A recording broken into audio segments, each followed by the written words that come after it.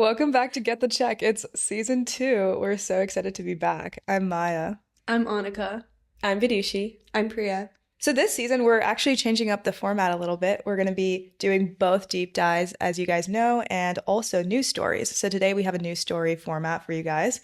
To start off, we're going to be going into the TikTok ban. Congress recently decided that either TikTok needs to be divested from ByteDance to an American company, or they are going to be banned in the US, which basically means they won't be on our app stores. And TikTok has sued in return. So far, the DC court upheld the ban, but the Supreme Court is now hearing it on January 10th, which is right around when this episode comes out. Yeah, and if nothing happens then it's planned to be banned for January 19th, unless Biden decides to use the 90-day extension that he can do. Yeah, it's pretty uncommon for the Supreme Court to hear a case like this so soon after it's been ruled on. So it's very clear that they're trying to squeeze this in before the Biden presidency is over, because Trump has come out and said that maybe he'll make an exception. Even though he was the first person that wanted to ban it before Biden did. Trump saw all the Gen Z support he got on TikTok. He was like, I love it now. Yeah, it's funny how Trump just kind of assumes power before he's even in place, but he actually has no power because the hearing is before his inauguration. But if Biden does end up extending the ban, it does fall under Trump to decide what happens. And I think that's why the Senate is urging Biden to extend it. There's clearly not enough time for TikTok to go find external buyers and figure out what the plan to divest is. Yeah, and it's like a $200 billion company, so it's going to be really difficult since only a major tech player in the US is even a potential buyer to begin with. And then on top of that, there's antitrust issues with that group of people. Like if Meta acquires it, it's like we traded a national security problem for antitrust problem. So yeah, I think we should dive into why so much of the government feels like TikTok needs to be banned to begin with, because this was a huge bipartisan push. Yeah, so ByteDance is largely just considered a national security risk to the United States, and the biggest thing is around data privacy concerns when it comes to consumer data within TikTok. Yeah, the way that I see it is that there's two areas of risk. There's information, which is the data privacy you're talking about, and then there's influence. Information is they have access to our locations and our IP addresses. And potentially our cameras. Yeah. I don't know. If you're a conspiracy theorist. Yeah, they definitely do. I feel like they could just turn it on, you know? I agree, but really? Annika doesn't agree. Well, maybe. Yeah. The other piece is influence, and basically TikTok's algorithm matches you with people that are like you, even if they're nowhere near you. So I could be paired with some random girl in DC that has similar taste to me. Because of that, they know my future interests before I do, based on what other people in my pod basically like. And that's important because they could potentially push political messaging really effectively. Let's say they want to make as many people communist as possible on TikTok. Yeah. They can definitely find the people most susceptible to it and then target them with content. Yeah, it's super similar to the criticism that Facebook had in the past as well. Yeah, and Congress basically doesn't want a platform controlled by a different government to have so much power in the US. And I think that's what this boils down to. On the flip side, China's banned every single US company. They have no Instagram, no Google, no Snapchat. Yeah. They don't even have TikTok. Which is the funniest thing ever. I didn't know that before researching for this pod. But they have some other social media that's basically TikTok, but it's a censored version, also owned by ByteDance. Basically their usual censorship. But I think the other thing to go into here is how founded these data privacy concerns are. I mean, because ByteDance is under the CCP's regulation and rule, because it's a Chinese-based company, they have a lot of control. So, for example, there's the National Intelligence Law of 2017, which basically allows the CCP to compel any firm to give up consumer data if they want to. And also, it allows the CCP to install backdoors on these platforms themselves. Yeah, and it's important to note that they haven't found any backdoors in TikTok yet, but they're very highly suspicious. Yeah, so there's no explicit proof of a backdoor existing, but there has been an employee that was a whistleblower and internal recordings revealing that there is a backdoor. And the employee said, quote, "Everything is seen in China." So we don't know this for sure, but It's also crazy what happened after the whistleblower, because basically a BuzzFeed journalist was the one that released all this information, and then engineers and other employees of TikTok basically tracked down the two journalists' IP address and other information about them. TikTok got ahead of it and was like,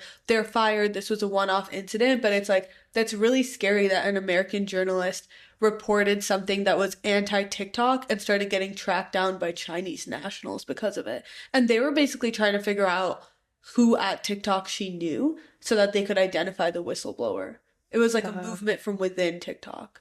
Yeah. So I think with that, then it's clear that they do possess power that is harmful to American citizens. Well, of course, it's the same way most companies, if you work at it and you're in a relatively important corporate position, you have access to a lot of the data that's collected. Even if you're not. Yeah. But it's about in some cases, even if you're not. I think what they're trying to do is set a precedent of not having any sort of China-owned company to have so much power in the US. And we can draw this back to the Huawei ban. So Huawei is a manufacturer of telecom network infrastructure, also smartphone manufacturer. I think they're the largest one worldwide. So they surpass Apple because so many people have Huawei phones. And they work with US companies to get different equipment in these phones. Huawei was spending about $11 billion annually with US suppliers. So that's how much they were contributing to the US economy. So in 2019, the US government started to pursue legal action to ban Huawei. And in 2023, the Biden administration stopped providing licenses for US companies to export goods to Huawei.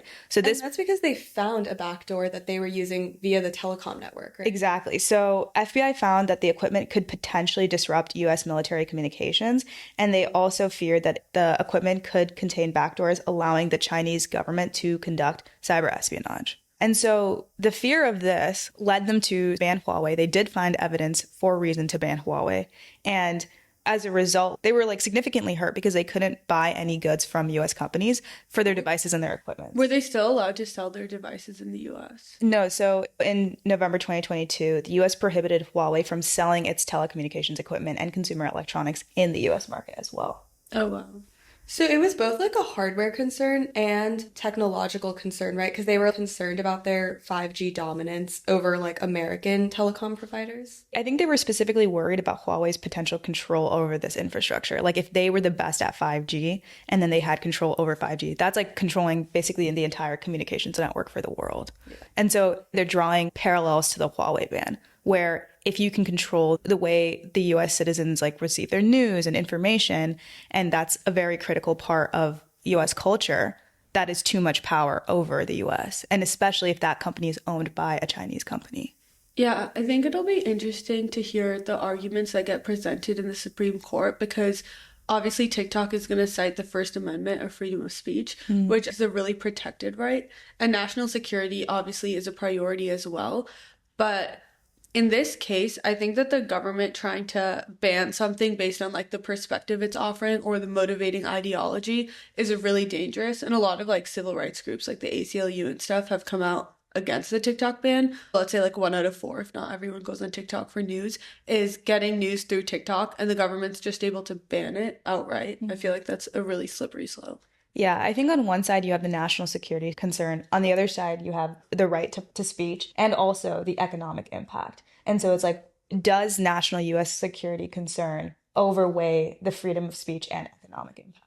Yeah, my personal perspective on it is if TikTok's able to prove that US location data and stuff like that will not be on Chinese servers, then I don't think it should be banned. If you're only banning it based off of the second risk of influence, you could ban Al Jazeera at that rate, right? Yeah. They say that they have safeguards to protect against this, and they started Project Texas, when was it? 2022? Yeah, as a response to this the ban. Original ban. Yeah. Mm-hmm. And quickly, Project Texas is TikTok's $1.5 billion initiative aimed at addressing U.S. national security concerns. Basically, what they do is they create a TikTok U.S. data security subsidiary. So this subsidiary then houses all of the citizen data and content moderation decisions for U.S. citizens. And so they're saying that, okay, all this data lives in a separate company that's a U.S.-based company, and it's in Texas. And at the time, it was being led by Oracle Cloud. Yeah, and so Oracle leads the security checks. They also review TikTok code and software, and because the US trusts Oracle, then they can trust this US subsidiary. But Congress basically never even cite Project Texas as a good way to alleviate their concerns. And there's reason to believe that they're correct because former employees always suggest that the project's effects are largely cosmetic. They've just been saying like, yeah, we're moving it over to the US cloud, but how much of that have they really moved over? Is it all migrated yet? We don't really know. Yeah, it's funny, like, whenever something goes wrong, like, when the journalist thing happened, they're like, oh, it's because the migration isn't over. Yeah, I think Congress in general believes that this is just a cosmetic procedure and wants to do something way more drastic, which is just separate the company altogether. But then again, like ByteDance won't do that. So ByteDance would rather just ban TikTok in the US. So when TikTok gets banned, basically this app will be removed from the app stores, the Play Store and the App Store from Apple. But then after that, Trump could come in. Like, I actually think he has a little bit of power because he can tell Apple and Google, like, I'm not enforcing this, wink, wink, and basically not have his DOJ go after them. Well, banning an application is it's illegal to like give this application to someone. It could be illegal to have it on the App Store and the Google Play Store, but the only way that you actually get punished for doing the illegal thing is the DOJ, and it's like Trump's DOJ. So he can say, I'm not going to go after Apple and Google for this. Have we ever seen something like that drastic happen? Like, I would say that's like a pretty big breach of like the way things work. Yeah, I agree. I do think that if Trump really wanted to get around the TikTok ban, he could probably find some creative ways. I just don't know if that's what he's going to choose to use his political capital to do. He might. I mean, it's one of the most relevant things. It would also gain him like so much support from Gen Z. Not even just the public, like taking it back to the economic consequences of having TikTok banned. I was going to say, what is the economic consequences that have been suggested so far? Well, basically, the platform supported $25 billion in US GDP. And okay, the stat that really contextualized it for me is 3 to 5% of Americans are full-time influencers. That is crazy. Every time we go somewhere that has like more than 10 people now, Maya's like, there's an influencer among us. Then what we realize is like, we're the influencer. Okay, what? We're not the influencers, but if you feel like following us before TikTok gets banned, I get the check pod.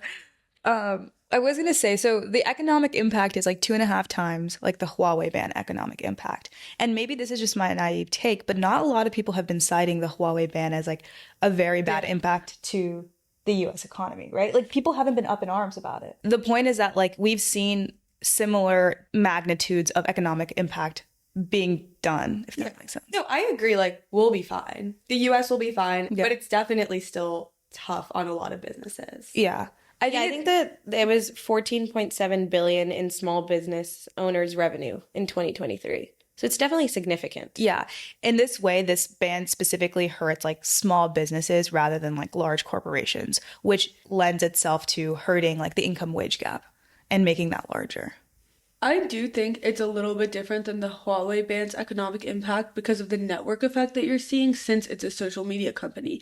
Like 1 in 3 Americans have TikTok, which means that that's so many minutes of like advertising time. And things like social media have like a network effect, right? It's not just the influencers that have the jobs. It's like the small businesses advertising on it, all those people that are seeing it. Yeah. And yeah, there's like substitutes like Instagram, but a lot of it will just be like dead weight loss that gets subtracted out of the economy. I'm off social media if TikTok gets banned. You're not. We need to advertise the pod. But anyways. Wait, that was the point I was going to make, is that I feel like even just the 4 of us talking about it, and we're at like such a small scale compared to the majority of these people that would consider themselves influencers, we would see the impacts of TikTok getting banned. Yeah. Yeah, we have our 3,000 followers. Wait, not 3,000 yet.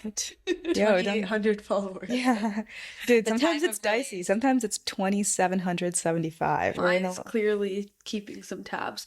But yeah, I agree. We're not a business, but like as a podcast that's recently started in the last few months and posted on Instagram and TikTok definitely pushes your content out to new people, which lets you create an audience that didn't exist before. Whereas Instagram's a good way to connect with the audience you already have. And it's only really high attention people that'll follow us on Instagram. But yeah, this is giving Flappy Bird Remember when Flappy Bird got banned and your phone was a prized possession? If you Oh, I remember. Like, I had Flappy Bird on my phone and it was a hot commodity. Oh my God, I had a friend and he used to sell time on his phone to play games that like he had and no one else had. And like he did this for Flappy Bird, but he also did this for just like paid apps. Because you know how parents like wouldn't let you buy ads? Dude, Sunday Lawn was. So he would like spend $1 on something and then charge people at his school for like 10 minutes. He's probably in YC's latest batch now. He's actually but close enough. Oh, that's so funny. I'm excited to see what the Supreme Court ends up saying. The national security versus freedom of speech debate is really interesting because I do see both sides of it. But with that, I think we can move on to our second news story of today. Yeah, so Netflix has really been diving into the live streaming world. This year they did the Jake Paul and Mike Tyson fight, which brought in 65 million concurrent viewers and over 100 million viewers overall. And then also they did the Christmas Day football games. These were not their first two attempts at live streaming, but it really marks the shift in them moving towards that direction. Yeah, the Beyonce halftime show for the Christmas Day game was insane. She came in on horses. I know it was honestly better than any Super Bowl halftime show I've seen recently. Wait, I just love Beyonce. I thought it was the Super Bowl. No, it was so Super Bowl. Oh my God. It really My was. dad was like, oh, Beyonce's performing at the halftime show. And I've only heard of a halftime show in the context of the Super Bowl. Yeah. And I was like, wait, it's not February. So then I thought maybe they moved the Super Bowl and no one told me. So that tells you how tuned in I am on live sports. It was the most viewed NFL Christmas Day game since 2001. Yeah, and in terms of like streaming, it broke Netflix records, it broke NFL records, and the NFL was the first professional sports league to partner with it. I will say it was not an easy road to get here to these Christmas shows that were beautifully streamed and well viewed. Like, I remember the Jake Paul Mike Tyson fight when we were watching it. We had some technical issues and we weren't alone because 100,000 people had complaints that they put on Down Detector. Well, not to even mention like the Love is Blind reunion attempt where like it didn't even happen. No, that was an embarrassment. Yeah. Like they basically tried to do this reunion and like do live streaming and never even started. Then they just made it on-demand content instead and all of the viewers were disappointed. And this was a while ago. Like, for context, this was in 2023. In my head, I thought that this is a solved issue. Like, we see live TV, live sports all the time, and YouTube TV has also been doing it. So I guess I'm curious to hear more about why it's different for Netflix getting into live streaming. Yeah, I read a bunch of Medium posts and like Reddit articles and threads to like see if Netflix engineers have talked about it. And someone summed it up pretty perfectly, but they were saying that they have their own issues of live streaming because their system has developed pretty differently in the last 15 years compared to like YouTube's. I mean, I never really thought of the two as like that comparable. Like, you go to each one for different things. Yeah, and so but that distills into their system architecture too, because the way that Netflix works is they have these things called OCAs. These are Open Connect appliances, and they're deployed essentially everywhere across the US, across worldwide, and they cache the data very close to the user. So when you're watching... Is this like a physical thing or like a... This is a physical thing. Like, the data is copied in physical memory very close to the user. So when you're watching TV on Netflix specifically, the data that you're streaming lives very close to you in California. Netflix has historically always focused on intelligently placing the data very close to the customer. And this was never possible for YouTube, because if you think about it, YouTube has like a huge catalog of content, like magnitudes higher than Netflix ever has. And you can't really predict what someone's going to watch based on their geographical location. In general, if you've noticed, if you ever pull up a YouTube video that's like from a very old YouTuber that hasn't been watched in a while, or a YouTube video that's like not very popular, it'll take a longer time to buffer. And that's because they're not caching those videos close to you. But Netflix's catalog is like not that large. I think it's estimated to be in like terabytes per OCA, which is this application thing that pre-caches all this data. And so if you have like 100 terabytes pretty much everywhere around the globe and you're just streaming that small amount of content, then you're fine. Yeah.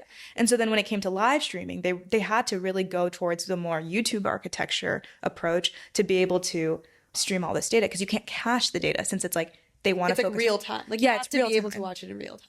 Exactly. And so switching their architecture to this is a pretty large feat, especially at a company that's rooted in their ways for 15 years. Yeah, to your point about this being technically difficult for Netflix, I feel like that's part of why they've always said they don't want to do this.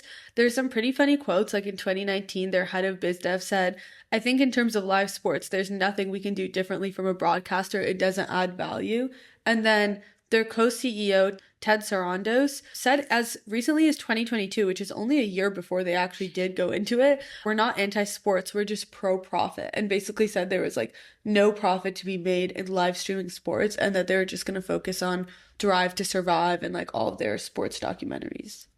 They probably felt pressure from a lot of their competitors, like Amazon Prime, for example, that has an exclusive Thursday night football deal. And Disney Plus became bigger and bigger over time. Yeah, because there was a period of time in like 2021, 2022 where Netflix started getting squeezed from a lot of sides because they were experiencing like the strike that was going on where it was making it harder to produce content. And starting from like even 2015, 2016, they were experiencing like more difficulty getting licensing deals as people started their own streaming services instead of licensing their content to Netflix. So I feel like they have had to get creative, which we've seen in live streaming and with other things too. Yeah, and I think the story of this actually kind of backs up all the way to 2019 when they started investing in a lot of original content. Back then, there was a lot of criticism as to how much money they were spending towards original content and it not providing value. I think it estimated around 2019 that the customer acquisition cost was around like $600 per subscriber, which is crazy. No wonder they really So people started being really doubtful of these like very loss leader large projects for original content, especially when shows like Grey's Anatomy or Friends were like punching way above their weight. I think it was estimated that 1% of the budget was spent on some licensed content that punched its weight to like 8 or 9% of watch time. And so makes sense. Yeah. And as a business, you never really want to have that much imbalance unless there's reason for that imbalance. Yeah. And they pointed to the reason as customer acquisition. But then if your customer acquisition price is too high, it just doesn't really work out. And so I see the narrative is like they tried to really adjust their original content strategy over the last 4 years for it to be fruitful. And now if you look at the split, they're spending 50% of their money on original content versus licensed content. And also the watch time matches that split as well. And so now your budget and your balance is like more equalized, which means you're going to just have a higher profit margin in general.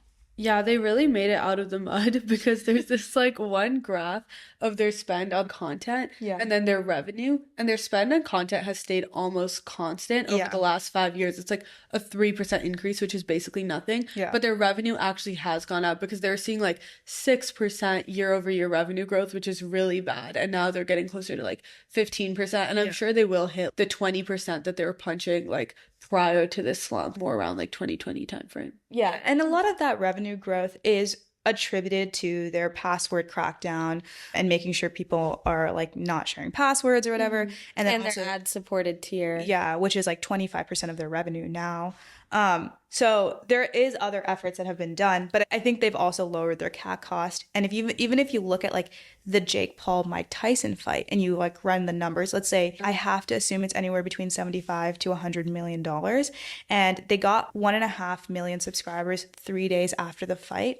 And so like quick math says it's like under $100 a customer, which is like still what their CAC cost is like normally, right? Yeah. And so what they're seeing is that like, okay, now we can also expand their customer acquisition strategy to live events because it's actually worth the money that they're spending. It also opens up the more strategic pillar of like ad revenue. To Vidushi's point, like they did introduce an ad supported tier and that's been super beneficial for them. But now going into live streaming, they also can have increased ad revenue through these means as well. The CEO said in an earnings call that Netflix's ad business is scaling faster than their ability to monetize in it. And the projections show that they were going to generate around $2.1 billion in ad revenue, which is up 300% from 2023. Yeah, it's just a wild stat. Like, and it shows that like their original hypothesis on this section of like strategy was incorrect, and now that they're pivoting, they were wrong. Yeah, like when they used to be so gung-ho about not doing this, but they did, to their defense, like pivot pretty quickly. Yeah, like I would say like between 2019 and 2023, like they did realize their mistake and correct it. Something I also thought was interesting is I think they're strategic about the live events that they do. They said that they're going to do like the FIFA Women's World Cup. And I was like originally curious about this, but the Women's World Cup does really well in international markets. And something that we know about Netflix is they've done really well at expanding internationally compared to the other streaming services. So I think they're just also capitalizing on that market as well and paying attention to those people and becoming the potential like international live streaming provider. And I see them moving in that direction. And a lot of these contracts have given them exclusive rights too. So all of this traffic is going to be forced to be directed directly to Netflix, and that's only going to contribute to their growth. It's funny how all of these streaming services have exclusive rights to different things now, and they've kind of recreated the dilemma that everyone had with cable TV. Yeah. Where, like, if anything, they've kind of made it worse because now you have to be like, oh, do I have a Peacock subscription to watch the Olympics? Yeah. And then you get one. I got one for 2 weeks. She also got a Netflix subscription after getting kicked off of her parents. And I was like, Priya, just ask your parents. They'll be more than happy to upgrade. Yeah. And so I only had to pay for it for 1 month. Thank you. But like media streaming is so cyclical. Like I remember thinking about all the networks I had as a kid, and it's like literally boiling down to the same things. Like NBC just has a new name, Peacock, right? Yeah, it's not like anything actually changed. It's like the whole dilemma of Uber's costing more than taxis now. Yeah. And I think Netflix is not trying to compete with ESPN in the things that ESPN does well. I think they're trying to just grab hold of events that haven't been live streamed in the past. I mean, Christmas Day football obviously was like something that they took over, but like Mike Tyson, Jake Paul fight, like a streaming service never did that before. They're also marketing geniuses when it comes to things like this. To your point of them being really strategic in choosing what they get into and what they live stream, they do things that I feel like they know they can do a good job of. Like even to the point of getting Beyonce at these like Christmas Day football games, like they knew what they were doing. Yeah, didn't you say that when you were in New York, there were a bunch of blow up figurines of Mike Tyson and Jake Paul? Yeah, I like walked into the office and there were these like huge blow up figures of the two of them advertising the fight. And I know they did this in high traffic areas in New York, LA, like all the major places. Didn't make it to SF. Didn't make it to Tier 2 city at best. But I feel like they are able to generate a ton of hype and buzz surrounding different events and turn them into something that's more than just another live stream. Yeah. And turn it into like something that means something culturally. There are also a lot of benefits to streaming too. It can be a lot more interactive. So for something like sports, they could even create some kind of interactive platform on Netflix itself so that people can talk to each other about the sports that they're seeing, which you can't do on cable TV. You have to exit and like use a separate application, do sports betting, things like that. Yeah, the sports betting point is interesting because I know when we were researching for this, I'd never thought about latency times being important in the context of seconds or even milliseconds. But as sports betting becomes legal in more states, they're really going to have to make sure they don't have any more mishaps with their live streaming because it just creates an opportunity to like arbitrage based on where in the stream you are versus someone else. Yeah, so that brings up the point of like latency between a live stream and versus cable TV. So right now it's something like YouTube TV, it's around 20 to 30 seconds. And traditional broadcasting says it's around 5 seconds, but in reality, like after you set everything up and depending on what you're using, it's closer to 15 seconds. And then Netflix is closer to 30 to 60 seconds. And so Netflix is delivering this content slower than cable. It's also notable that cable TV has a fixed bandwidth for every single channel that it delivers to. Like, it's very dependent on the viewer's internet connection and their own bandwidth, and that'll affect the delay and the quality of the stream. Versus like in the cable world, it's because it's like physical infrastructure that's set up per house. Yeah. It's also like streaming is like similar to satellite, where it's like how big is your dish? Sorry. That was so I is a 5-year-old. Yeah, but I think like that caveat is like, yes, I agree that with Netflix, it depends on your Wi-Fi and things like that. But with cable TV, it also depends on your user setup. So like the set-top box you use and stuff like that. But agree that it's like not to the same degree that something like Netflix is impacted by it. So I guess like the difference between these two is that if you're watching a delayed sports event, then there's the opportunity to arbitrage like right in front of you because you're not seeing something as quickly as someone in the stadium or watching on cable is seeing that. Yeah, so that wraps up our Netflix live streaming story. They definitely will continue to live stream a lot of content. So It'll be interesting to see if they run into any other technical mishaps or if it's all sorted now. I'm bullish on the fact that it's sorted, and I feel like they'll do well in this area. I agree. Netflix will continue to do well. Yeah. I mean, their stock growth is just like insane. I know. Should have bought. Should have bought. Yeah. Could say that about a lot of things. But with that, I think we can move on to OpenAI's big finale to their 12 days of shipments, where they announced the O3 model. Yeah, O3 is the closest that we've seen any model get to AGI, at least based on benchmarking so far. And it's putting up some pretty impressive stats. Yeah, so AGI is basically the ability for AI to reason and solve problems the same way a human would. So with every AI model that's come out, it's been pretty easy to make a test that humans can do not that difficultly, but that AI cannot do well. And this is the first time that it scored relatively well on those tests, although it's still not considered AGI. Yeah, I think the public consensus was more, we thought that AGI was very far away, maybe 5-10 years down the line, but it created a lot of buzz around the fact that we're getting closer to AGI. On the flip side, though, there's a lot of criticism on the O3 model based on how much money was used to, one, train this model and how much it cost to even complete these benchmarks. Yeah. I think on ARC benchmark, it would cost $100K to complete, and in the rules, it says that you could only use $10K. Yeah, so essentially the ARC AGI benchmark itself has two different types of tests that you can do. One has the cap of 10,000, like Maya said, and then the other one has no cap. And so within the 10,000 cap, the O3 model performed 75.7%. Mm-hmm. And then without that, when it was spending hundreds and thousands of dollars, it had a significant improvement, 87%. Yeah, and then it also got a 25% on the frontier math, which is like a problem set of math problems created by math professors that's not seen in training data. So the fact that it was able to still solve them is pretty cool. Yeah, and those are problems that any of us trying to attempt it, like, we wouldn't be able to do it. These are like some of the hardest math problems that exist in our world today. Out of all the benchmarking, to me, what stood out the most was that it was better than like 99.5% of people on Codeforce, which is like different coding problems. And obviously in a real world scenario where a company has software engineers, you might be solving slightly different problems. But I know on X and stuff, everyone was like, developers are cooked. Yeah, I mean, I do think developers are cooked in general. Like, I think shit. Yeah, time to find new jobs, Maya. I mean, the way it hurts developers is it's not going to hurt the entire economy of developers. It's going to hurt the lower end tail of developers. So like it will just challenge developers to like provide extra value beyond AI. And the biggest way to do this is to learn AI tools, learn the technology, and then build on top of that. Mm-hmm. I feel like the assisted AI tools, like, you still need a human brain involved in the process, but I think at some point we probably will. I would say we're a little far from AGI, just because of how inefficient O3 is. That's true. And like a big criticism about O3 is the amount of money that was poured into training this model. And then also it is pretty inefficient at solving these benchmarks. What's interesting to me is actually the change in technology they did to O3 versus their previous models, the amount of compute that O3 is using. OpenAI's out here trying to beg everyone to let them become a for-profit when they're not going to have any profit anytime soon.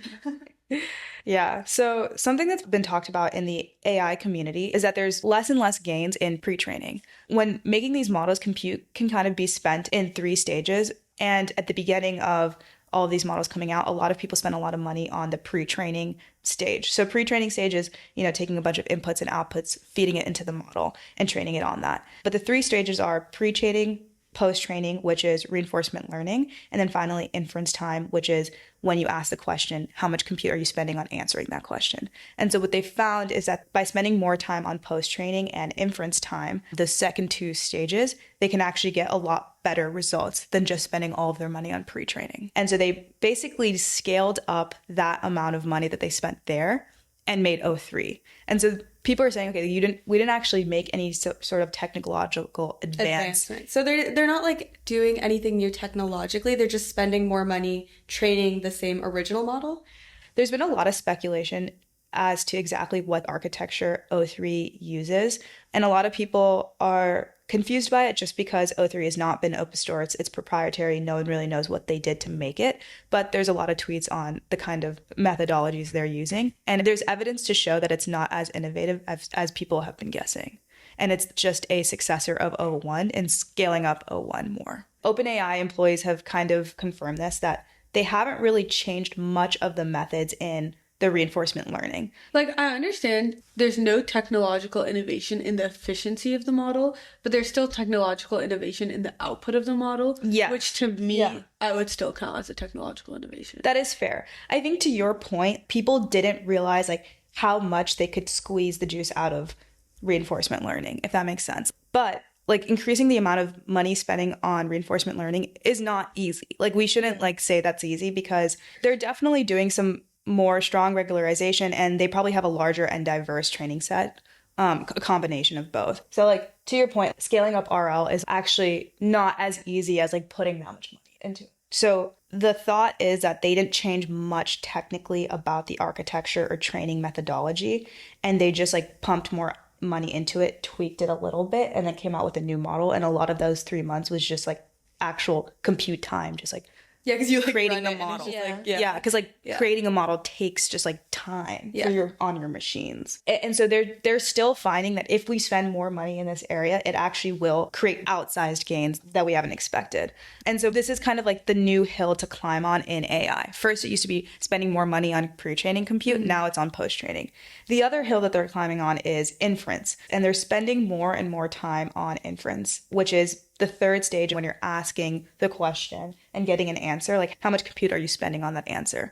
And so the way they do this is through a multi-pass consensus algorithm. So essentially what happens is you ask a question and then you ask the model to give a bunch of answers. And then the model goes and kind of figures out, okay, what is the most common answer out of all of these answers, and then serves up that answer. And then you can repeat this process multiple times.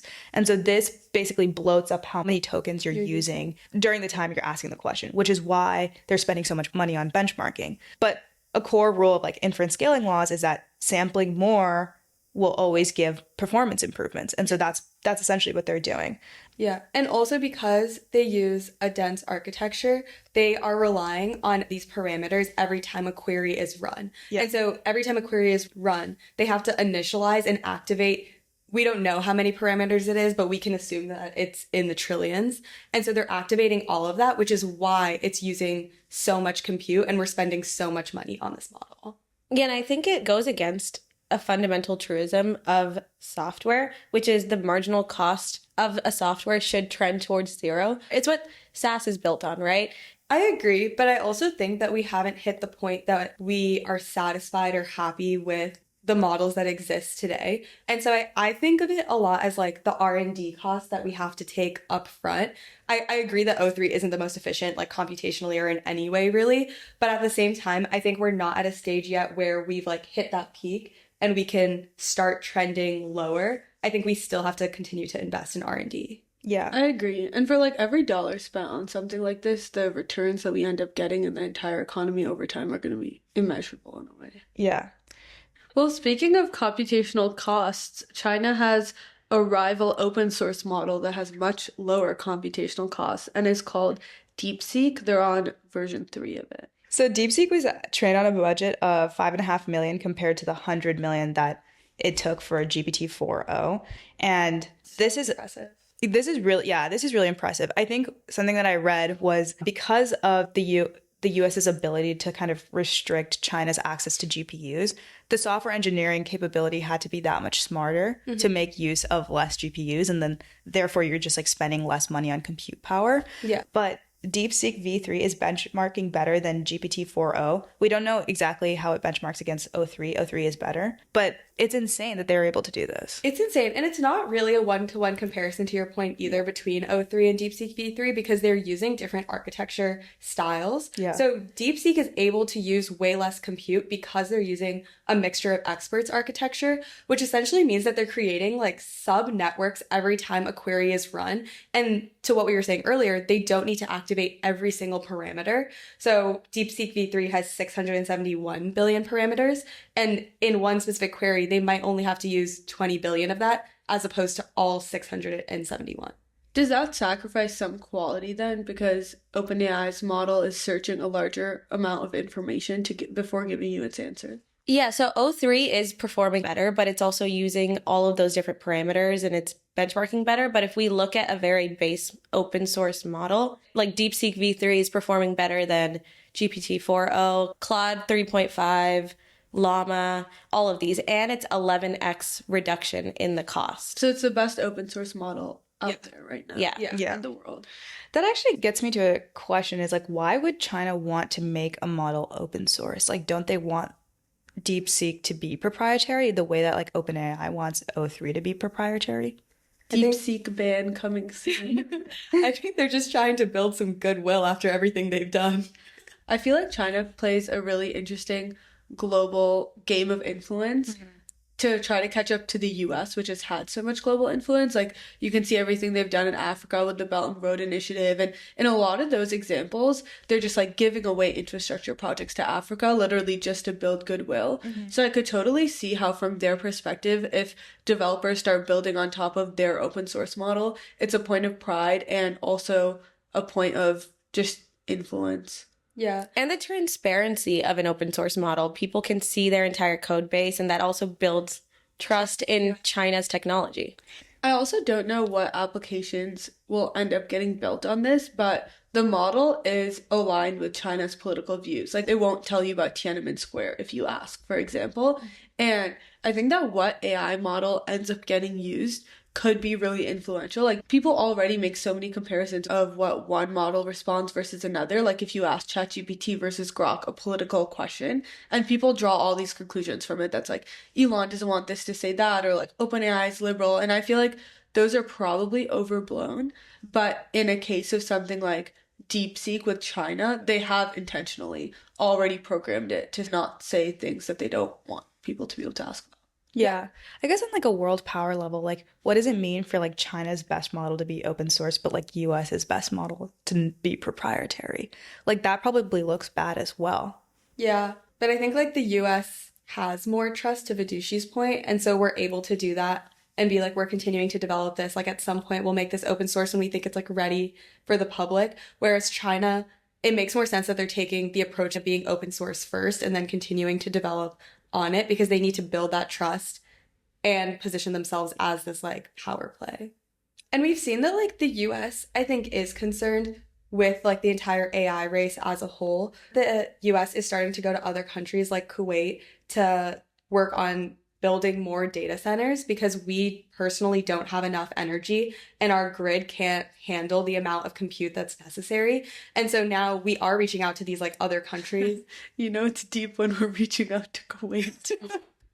Yeah, Kuwait, I when I heard about this, I was like, that's so interesting. But it makes sense because they're energy abundant. And I think the biggest thing is they have government backing to actually fund these projects and go out and build them without like the regulation that leads to less innovation within the United States. Like because of like environmental regulations and just like general regulation, we aren't able to build at the rate that they are. Yeah. It'll be really cool to see how the infrastructure and the algorithms and the methodology that both companies have been using to develop these models affects the AI ecosystem in general and how this develops over the year of 2025. I almost see like a world in which both companies take inspiration from each other and apply them to their next new model. And that will just like increasingly move us towards AGI.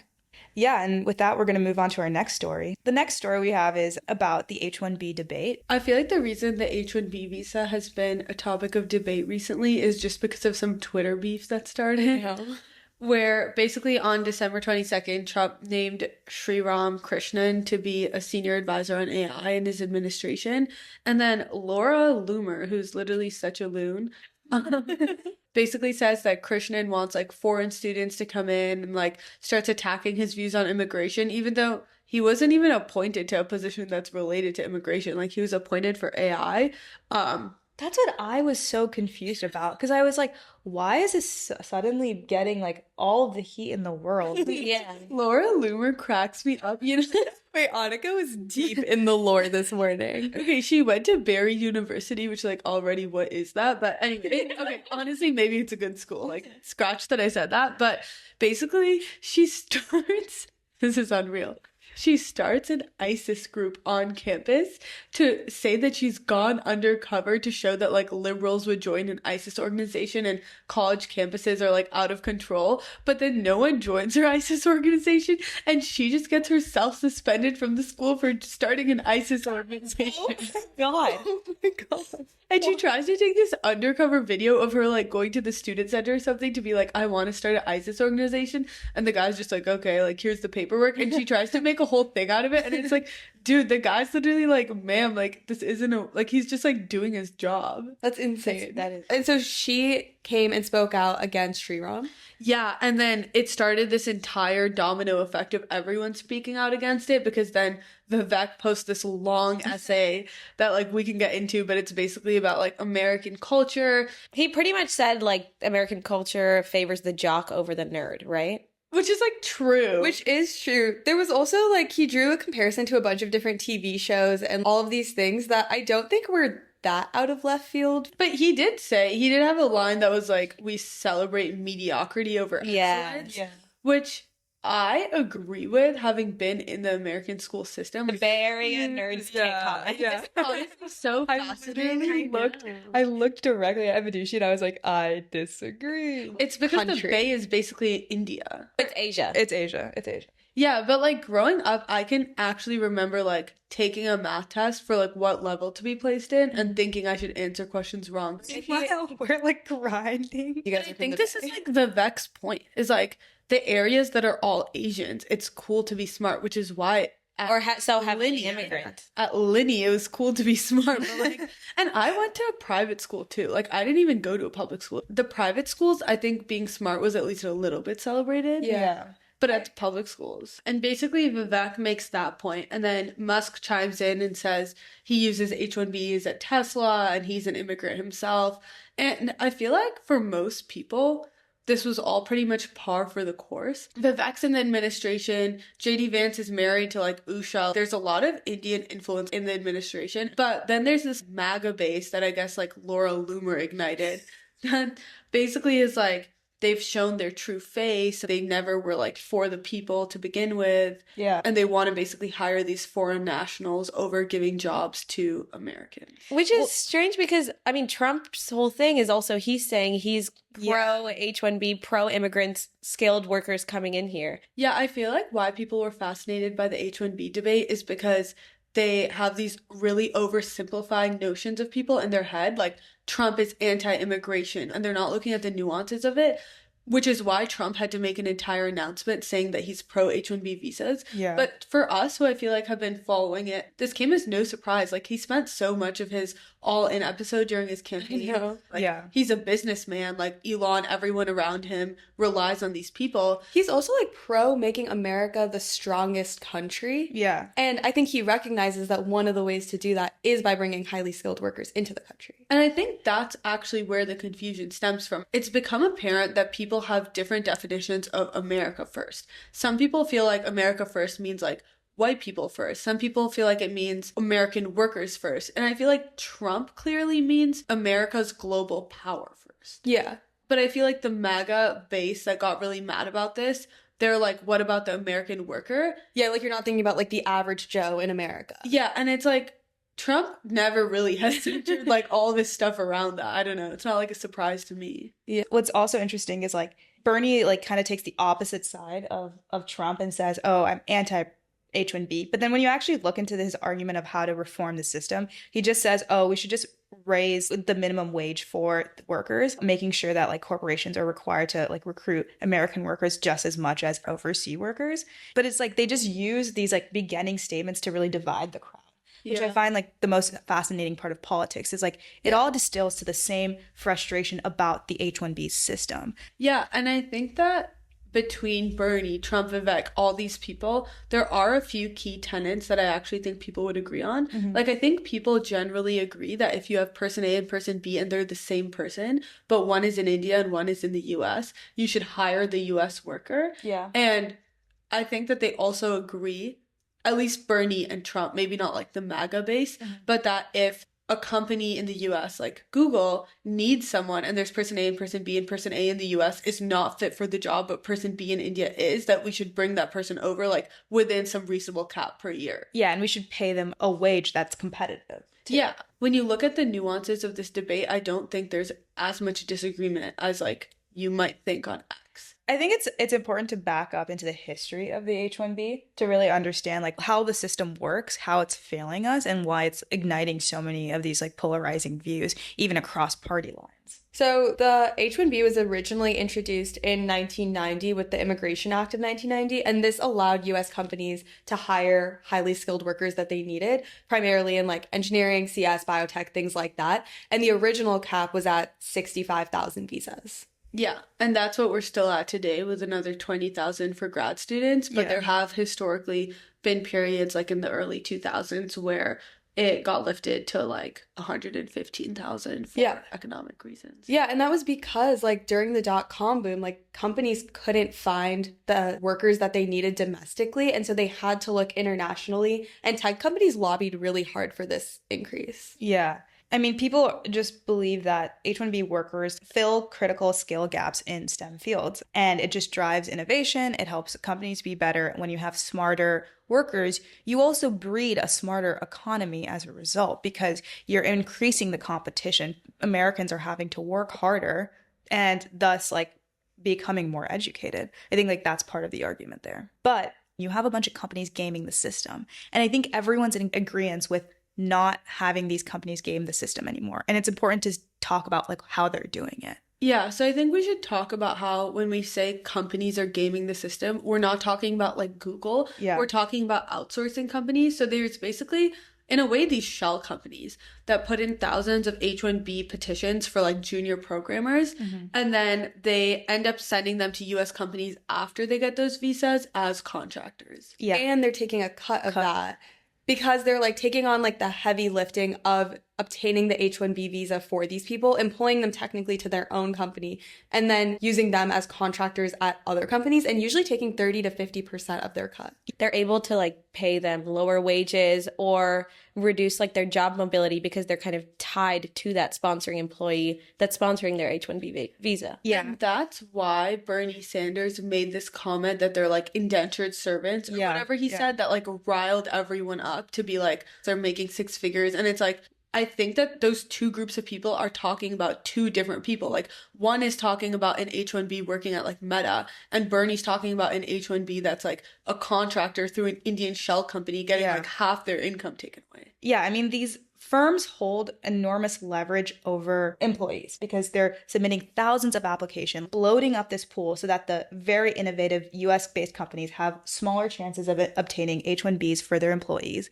And then they're also undercutting the salaries. And then that's leading to everyone being super divided on this topic. But the reality is like we just need to target those companies and make sure that we change the system so that it's becoming more fair. Yeah, and that it also draws to the entire system itself, right? Yeah. It's turned into a lottery system. It's not actually looking at skilled workers. Yeah, so the H-1B visa system, it's outdated, right? It was established in the 1990s as like a temporary way to work in the US. And so you were supposed to only hold it for 3 years. Right. But now because they haven't been able to convert these H-1Bs to green card holders efficiently, there's a huge backlog. Yeah, what's the backlog on it? Each country has their own like quota on how you can convert. And for India's quota, it's like the backlog is like 90 years long now. Yeah. 90 years. And that's why so many people are going to like Canada and becoming Canadian citizens, because it's a way easier process. Yeah. And then the other thing that's happening is because of the like slow rate of converting from an H-1B visa to becoming a green card holder, during the process where you like apply for a green card, like you have to stay at the same employer. And so then because of that, you can't go and shop around to other employers and increase your salary, because that's how a competitive market works. It's like you're a skilled worker, you're motivated to go to a different company and do better and become a better individual towards the economy. And now it's creating this system of imbalance because the H-1B was supposed to be very temporary. And now that they're not able to convert it, it's just ruining the entire system. But it doesn't lie in saying let's not have skilled immigration workers. Yeah, and there are people that have proposed solutions to all these problems. Like there was a bipartisan push to crack down on these shell companies that are abusing the H-1B visa. There are obviously complications, which is that if you do that, it's possible American companies will just directly offshore talent. But I don't think that's like necessarily not a reason to do it. Like from my understanding, it probably would be good to crack down on these companies. Yeah. And these big companies already do offshore talent. Yeah. Exactly. Yeah, like it's not unique to fixing the H-1B program or not. Yeah. There's a couple proposals that have been put out there. One is like making sure that employees are no more than half of a firm's workforce. So that means these offshore companies where the employees, the H-1B visas make up 95 to 100% of the workforce would be hurt. And then also putting a cap on a per company basis of how many H-1B visas you can like apply for on behalf. So that means like it creates competition within the company itself. And so then you also hurt those offshoring companies. So I think all of those versions of the reform, I would say like both sides of Congress would agree with. The shocking solution I saw from the Trump administration was instead of doing the lottery system, make it salary based. So all the higher salary workers would be getting that visa, which I think is ridiculous. Yeah, I mean, on face value, it seems like it could work, but then you realize you're like cutting out like very skilled undergrads that could make a huge difference in the economy. And then also you're now letting gender bias and racial bias take a play because we all know that salary is very tied to not only your merit, but also the way you look and like who you are. Yeah, I think that there needs to be a reassessment of this program. Like, first of all, there needs to be a committee in the government that actually market sizes the skill gap.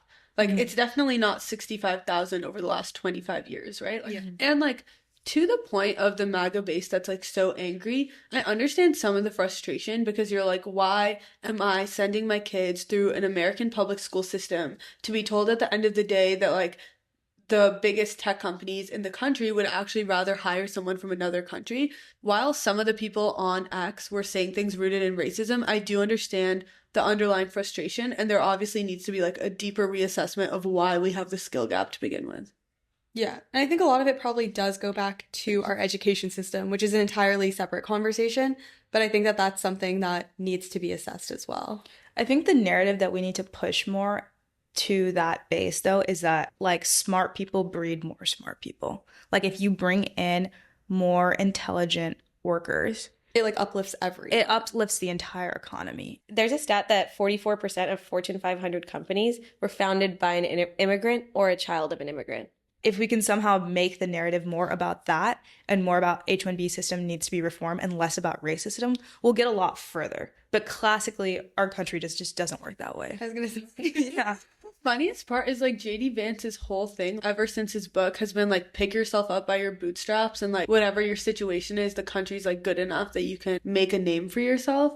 So it's kind of funny now that his own supporters are like, why are you picking the better person and not like having American worker first philosophy? And it's like the Republicans have been saying they would do everything based on merit this whole time. They're like free market proponents, and now you want a handout.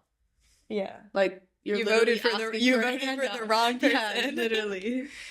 What's actually so ironic about this whole debate of all these MAGA people being like, Americans are losing because of the H-1B visa is like 7 years ago, this was our debate topic, which feels so long ago now, but it was the same conversation. And like, basically there's two sides of it, right? Like people saying we need more H-1Bs, people saying we don't. And like the reasons for the H-1B program being bad that everyone talked about when it was an actual debate topic had nothing to do with American workers, because you lose that argument every time. It was the fact that like Indians are worse off because we're taking like their best doctors and their best like technologists, and that the spouses of H-1B people, which is like mainly women on H-4 visas, basically are in this like horrible condition for years on end where like they're not allowed to get their own job. Lots of times they don't have a driver's license and they just like sit at home and on average report like really high rates of like domestic violence, because if they find themselves in a bad situation, they can't get out and they're like completely financially dependent. And I just thought it was like an eye-opening conversation because no one even cited a single thing related to like Americans being hurt. It was all like Indians being hurt or like other people on the visa. There's so many issues. Yeah, I think the H-1B debate will keep happening, and it'll be interesting to see what the administration does. Yeah, I'm excited that we covered this because I just feel like it'll be fun to look back to maybe in like a couple of years. Yeah. We'll provide an update on the pod in a couple years. Yeah. Yeah. Well, anyways, thank you for listening to our first episode of season 2. We hope you guys liked it. It wouldn't be a Get the Check season if our first deep dive wasn't into fintech company, all for Maya. So tune in next week to hear us talk about Ramp, and also rate our podcast if you haven't already. You and that's a wrap.